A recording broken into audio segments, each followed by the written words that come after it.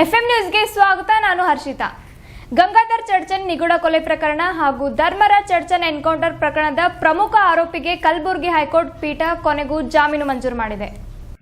ಹೌದು, ಭೀಮಾ ತೀರದ ಧರ್ಮರಾಜ್ ಎನ್ಕೌಂಟರ್ ಪ್ರಕರಣ ವಿಜಯಪುರ ಜಿಲ್ಲೆಯಲ್ಲಿ ಸಾಕಷ್ಟು ಸದ್ದು ಮಾಡಿತ್ತು.